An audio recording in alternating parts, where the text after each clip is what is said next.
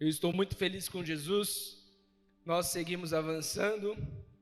Completei mais um ano de vida, para a glória de Deus, essa semana. Estou muito feliz de poder ministrar a palavra do Senhor hoje aqui. É motivo de muita alegria ter permissão do Senhor para prosseguir com tudo que nós estamos fazendo. E quando nós viramos um ciclo, nós entendemos que mais uma vez o Senhor confia a nós. Mais um ano onde nós temos para prosseguir. Então eu estou muito feliz. Quero te convidar a abrir a sua Bíblia em Filipenses, capítulo 3, versículo 12.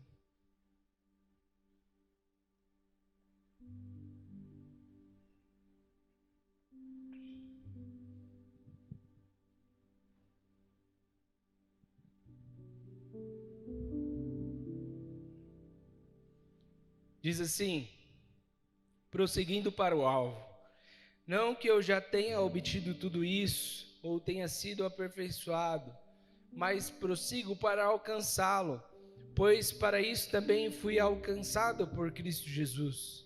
Irmãos, não penso que eu mesmo já o tenha alcançado, mas uma coisa faço, esquecendo-me das coisas que ficaram para trás e avançando para os que estão adiante, prossigo para o alvo a fim de ganhar o prêmio chamado celestial de Deus em Cristo Jesus. Todos nós alcançamos a maturidade. Devemos ver as coisas dessa forma. E se em algum aspecto vocês pensam de modo diferente, isso também Deus esclarecerá.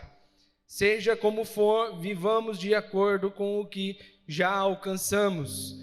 Irmãos, sigamos unidos o meu exemplo e observem os que vivem de acordo com o padrão que apresentamos a vocês. Pois, como já disse repetidas vezes e agora repito com lágrimas, há muitos que vivem como inimigos de Cristo Jesus. O destino deles é a perdição, o Deus deles é o estômago, e eles se gloriam do que deveriam se envergonhar. Só pensam nas coisas terrenas. A nossa cidadania, porém, está nos céus, de onde esperamos ansiosamente o Salvador, o Senhor Jesus Cristo, que pelo poder que o capacita a sujeitar todas as coisas se transformará o nosso corpo humilhado, tornando-o semelhante ao seu corpo glorioso. Amém? Feche seus olhos. Espírito Santo de Deus, nós estamos aqui mais uma vez diante da Tua graça, da Tua presença. Pai, que a nossa mente, o nosso coração estejam, Senhor, focados nesse momento na Tua palavra, Senhor, aquilo que o Senhor tem a falar conosco. Espírito Santo nos move, Senhor, a um entendimento novo, a maturidade nova, em nome de Jesus. Toda distração, tudo aquilo que tira, Senhor, a nossa concentração, toda notificação do celular, em nome de Jesus, que não venha nos roubar da Tua palavra, Pai, em nome de Jesus. Amém. Não dá para chegar em um lugar sem alvo. Não é possível chegar em um objetivo sem o objetivo. Porém, no mundo espiritual, sempre tem um objetivo. Quando nós fazemos algo, nós temos um objetivo. Seja de conhecimento ou seja de não conhecimento, mas sempre tem um objetivo. E eu não queria falar sobre isso, mas o Senhor me provocou a falar sobre isso hoje. Eu estava correndo e o Senhor me lembrou desse texto. Eu falei, tá, vou falar de correr então. Quem não sabe aí, eu e os meninos estamos numa corrida, né? Física, não só a corrida de Cristo. E o Senhor me ensinou várias coisas. Eu quero compartilhar algumas coisas com vocês, só que muito voltado à palavra, tá?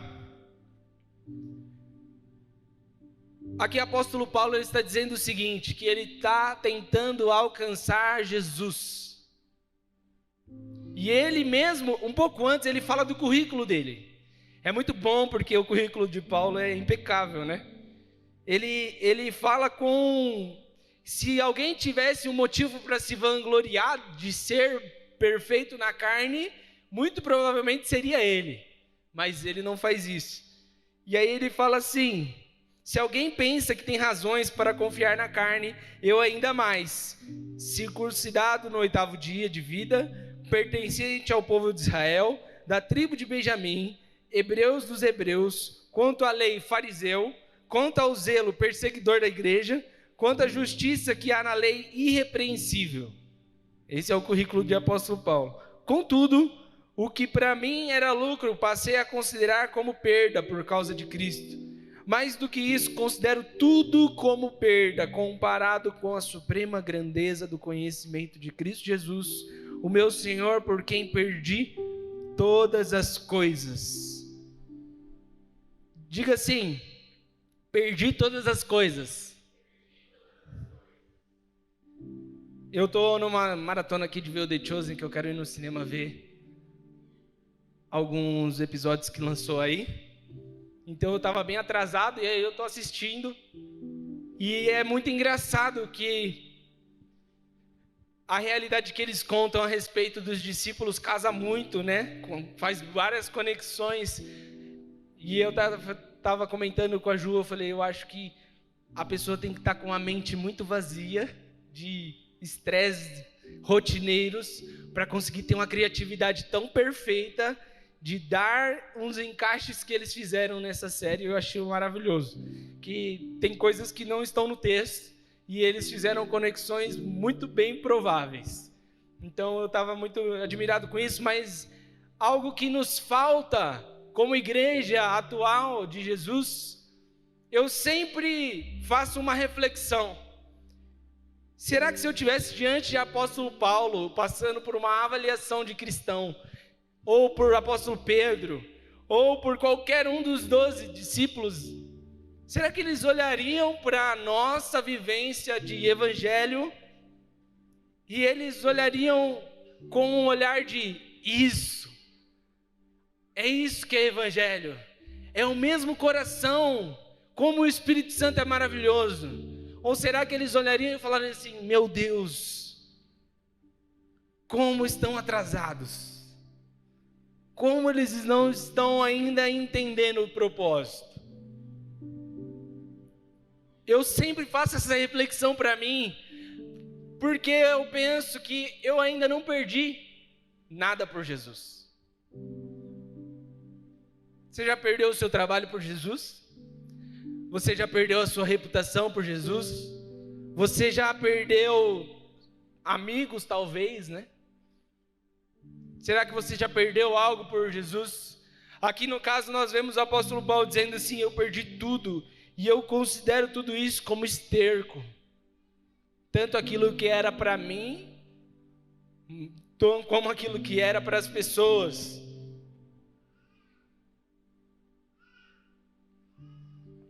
Quero conhecer a Cristo, o poder da sua ressurreição e a participação nos seus sofrimentos, tornando-me como ele na sua morte, para de alguma forma alcançar a ressurreição dentre os mortos. O que ele está pedindo aqui não é recurso. O que ele está pedindo aqui não é os sonhos realizados. O que ele está pedindo aqui é conhecer a Cristo, o poder da sua ressurreição e participar dos seus sofrimentos. Quando nós fomos para esse último acampamento, nós fomos com uma proposta de mergulharmos mais fundo. E é engraçado que o mergulho profundo, ele é asfixiador, né? Quando você mergulha muito profundo, você começa a ter a pressão aumenta. A pressão da profundidade, ela aperta.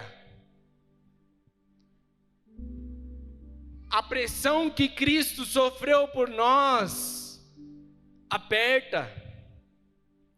Mas quando nós passamos a ser seguidores de Cristo, será que nós compreendemos com maturidade a corrida que nós estamos correndo com Cristo?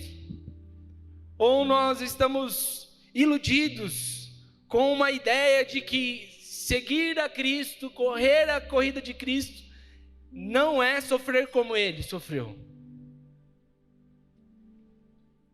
É interessante que dentro da série, né, estava assistindo um pouco e Jesus fala para um dos discípulos assim: olha, se você quiser ser meu discípulo, você precisa fazer tudo quanto eu faço. E aí nós temos o texto conhecido, claro, né, que diz: aquele que quiser vir após mim, pegue a sua cruz e negue-se a si mesmo.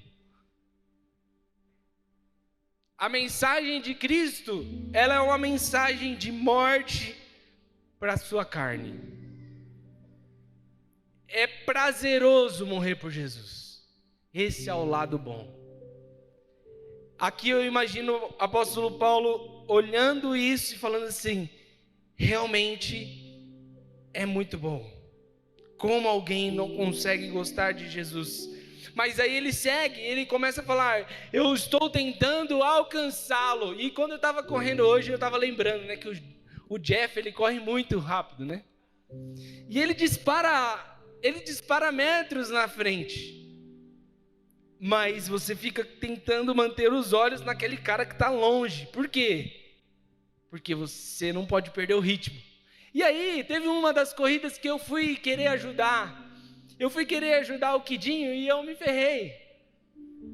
Porque ele estava com a cabeça errada, ele estava cansado, ele não estava querendo nem ir. E eu fiquei com a nhaca dele correndo e não consegui terminar. Terminei o percurso, mas não terminei do jeito que eu queria. E quando eu estava falando com o Senhor hoje, o Senhor me lembrou dessas coisas, achei até engraçado. Quando você está caminhando com Jesus e você não tem estrutura suficiente para correr, você quer ajudar alguém que está andando para trás e você fica para trás junto com aquela pessoa. Quando você não está no ritmo certo da corrida com Jesus, você quer ajudar alguém, que nem eu fui querer ajudar o Kid. E aí foi engraçado porque no outro dia eu fui correr com o Matheus e o Matheus, ele viu que eu tinha ficado para trás e ele tem mais condição física do que eu. Aí ele foi, correu à frente, deu meia voltinha, voltou e falou: vamos, monstrão, vamos junto. E cara, deu uma força aquele vamos junto, que a gente foi junto o caminho todo. E terminamos o percurso. E aí eu falei: nossa, eu tentei fazer isso que ele fez, eu me ferrei. E ele fez isso comigo e deu certo. Mas por quê? Porque ele tem estrutura. Quando nós começamos a caminhar com Jesus, nós precisamos primeiro adquirir estrutura. Estrutura na caminhada com Cristo. Mas ele continua sendo o foco. É como aquela pessoa que está correndo muito rápido na nossa frente. Eu preciso fixar os meus olhos em quem está adiante. Eu não consigo olhar para quem ficou para trás às vezes. Mas aqui o que o apóstolo Paulo está dizendo, porque aqui os filipenses ficam na região da Grécia, e eu imagino que ele falou isso pensando nas pessoas que fazem uma performance de corpo. Pensando em pessoas que entendem o que ele está falando de perseguir ao alvo e uma corrida. Há um objetivo claro que é Cristo.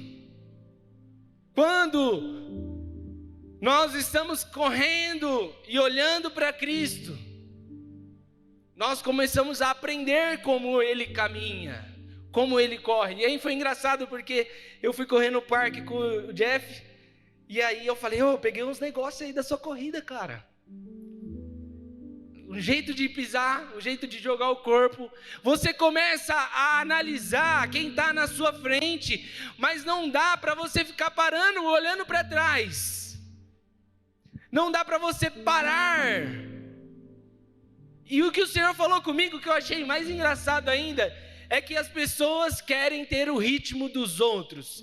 Se eu for correr com o ritmo da estrutura que eu não tenho, eu perco, eu paro. Talvez você até aqui está caminhando, correndo, tentando ter fôlego suficiente de como eu, Vitor, amo Jesus e quero caminhar com Ele, e estou há anos caminhando com Ele. Mas o que o Senhor quer é que você entenda, que você precisa entender qual é o seu ritmo. Porque nem todas as pessoas têm o mesmo ritmo, mas todas as pessoas devem ter o mesmo alvo. Pessoas vão alcançar pontos com Jesus primeiro, porque tem uma intensidade, um ritmo, mas é aquilo para cada pessoa. Cada um tem o seu ponto. E aí hoje eu fui correr sozinho, porque eu falei assim, eu preciso descobrir o meu ritmo. Eu preciso entender qual que é o meu. Porque eu ando com os caras, eu vou no ritmo deles. Talvez você olhe para o seu líder e você olhe e fala assim, cara, que ritmo é esse? Tá rápido demais para mim, eu não consigo parar para respirar, eu não consigo administrar as minhas coisas, eu não consigo olhar a minha vida e, meu Deus do céu, como que eu dou conta de tudo isso? Talvez você olhe o seu líder de célula e você veja o seu discipulador e você veja ele numa intensidade por Jesus, num amor por Jesus que você não consegue. Mas o que vale é a constância. O que vale é manter aquilo que você está fazendo no seu tempo. O Senhor respeita a sua velocidade e o Senhor respeita a sua maturidade. Nós desrespeitamos isso, porque nós queremos nos comparar ministerialmente, profissionalmente. Nós queremos nos comparar com as pessoas. Talvez para alguns vão viver coisas loucas com Jesus e outros vão viver coisas ordinárias com Jesus, coisas naturais. Talvez alguns vão orar e vão ver o céu aberto e vão ter experiências maravilhosas com o Espírito Santo. E talvez outros vão orar e não vão ter nada disso. Mas o que o outro vive não pode ser, para mim, comparação, porque o alvo é Cristo. Eu posso olhar e ter como referência. Eu olho alguém correndo e aquilo é uma referência. Eu preciso chegar. E aí a gente fez eu pelo menos com o Guto, eu fiz algumas coisas de tipo assim, a gente vai correr muito até aquele ponto e dali a gente para descansar, porque não dá. Eu preciso parar para respirar. Você pode colocar referências. Olha, eu quero ter a ousadia de fulano. Eu quero ter aqui a vida como o apóstolo Paulo teve. Eu quero ser como, sei lá, como Pedro, como Tiago, João. Eu gostaria de ter um coração que arde por Jesus, como aqueles que foram apedrejados. São referências. Mas o alvo é Cristo. O alvo precisa ser Cristo. Eu preciso chegar à estatura de Cristo. Talvez você não consegue vencer uma área e você fica lutando. Você vai precisar olhar para pessoas que são referência numa área que você não venceu e falar como você venceu. Eu quero entender como que você venceu. Quais são os caminhos? Mas o foco é Cristo. Qual foi a sua oração? O que você estava errando? Qual eram as dúvidas que você tinha? Deixa eu entender se são as mesmas que a minha. Quando nós criamos conexões com referências, nós nos tornamos muito grandes e parecidos com as referências. Porque nós começamos a tentar pensar como eu não penso, porque eu não estou vivendo. Se eu estivesse pensando certo, olhando para Cristo da maneira certa, eu estaria vivendo. Se não estou vivendo, logo eu estou olhando errado para Cristo. Eu estou olhando talvez para pessoas erradas. Eu estou talvez me conectando com pessoas que não estão indo nessa velocidade que eu almejo. Então é importante nós olharmos e entendermos. E é muito louco, porque aqui o que ele fala é o seguinte: irmãos, sigam unidos o meu exemplo e observem os que vivem de acordo com o padrão que apresentamos a vocês. Pois, como já disse repetidas vezes e agora repito com lágrimas, há muitos que vivem como inimigos da cruz de Cristo. O destino deles é a perdição, o Deus deles é o estômago, e eles se gloriam no que deveriam se envergonhar. Só pensam nas coisas terrenas. A nossa cidadania, porém, agora ele está deixando claro qual que é o alvo. está nos céus, de onde esperamos ansiosamente o Salvador, o Senhor Jesus Cristo, que pelo poder que o capacita a sujeitar as coisas a si, transformará o nosso corpo humilhado, tornando-o semelhante ao seu corpo glorioso. Quando Jesus, ele fala e cita a respeito de acumular tesouros no céu, quando Jesus fala sobre isso, nós muitas vezes temos como referência, talvez, entendermos que tesouros do céu, talvez, o que é? O que é tesouro no céu? Sabe como que você acumula tesouros no céu? Com atitudes da terra. Por que Jesus diria que aquele que quer ser o primeiro, seja o último? Será que ele vai ser o primeiro na terra? Faria sentido ser o primeiro na terra quando a nossa vida é de servir? Faz sentido quando Jesus fala que aquele que chora e passa por dificuldades será honrado? Quando Jesus fala a respeito das bem-aventuranças, ele está dizendo assim: você será feliz na eternidade. Você que tem fome e sede de justiça, você vai entender o que é isso na eternidade. Nós não podemos viver o evangelho olhando com uma ótica terrena. O que o apóstolo Paulo está dizendo assim: para de olhar o que é terreno. Você está andando com pessoas que estão vivendo só sobre essa terra, pensando só no que comer, só no que beber, só sobre o que vestir. Ou você está andando com pessoas que estão olhando e falando assim: meu Deus, está tão difícil segurar a caminhada do evangelho, mas meu alvo é Cristo.